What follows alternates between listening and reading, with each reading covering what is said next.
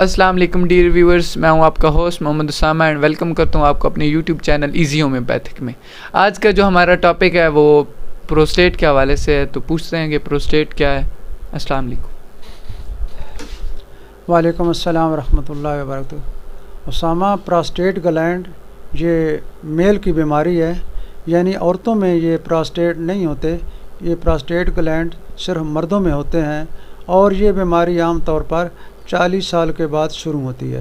اس کا مطلب یہ ہے کہ یہ جو ہمارے پراسٹیٹ ہیں یہ ہوتے تو شروع میں ہیں، لیکن یہ ان کی بڑھوتری عام طور پر 40 سال کے بعد دیکھی گئی ہے، اور جب پراسٹیٹ بڑھ جاتے ہیں، یہ جو ہماری پیشاب کی نالی ہے، پیشاب کی نالی کے ارد گرد جیسے ایک سیخ کباب میں سے گزرتا ہے، اسی طریقے سے یہ جو ہماری یوریتھرا جو پیشاب کی نالی ہے، اس کے ارد گرد یہاں پر ایک یہ گلینڈز ہوتے ہیں جو صحت مند حالت میں تو یوریتھرا کو تنگ نہیں کرتا، کچھ نہیں کہتا، لیکن جب اس کا سائز بڑا ہو جاتا ہے، یعنی پروسٹیٹ گلینڈ کا سائز جب بڑھ جاتا ہے 25 گرام سے، جب اس کا وزن زیادہ ہو جاتا ہے تو یہ یوریتھرا کے اوپر اپنا وزن ڈالتا ہے، پریشر ڈالتا ہے۔ یہ جب پریشر ڈالتا ہے تو یوریتھرا جو ہے وہاں سے تنگ ہو جاتی ہے، دب جاتی ہے۔ اس دبنے کی وجہ سے پیشاب بندے کو قطرہ قطرہ آنا شروع ہو جاتا ہے، یا بعض اوقات آپ کا پیشاب بند بھی ہو جاتا ہے۔ اس کی TGR سرجری بھی کی جاتی ہے، اس کی اوپن سرجری بھی کی جاتی ہے، لیکن ہومیوپیتھک میں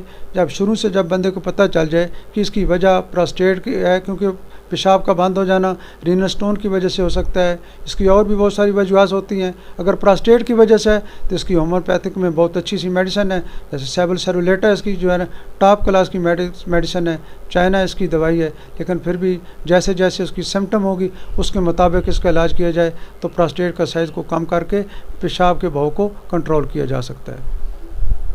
آج کے لیے بس اتنا ہی۔ میں امید کرتا ہوں آپ کو آج کی ویڈیو پسند آئی ہوگی۔ اپنا بہت سارا خیال رکھیے گا۔ اللہ حافظ۔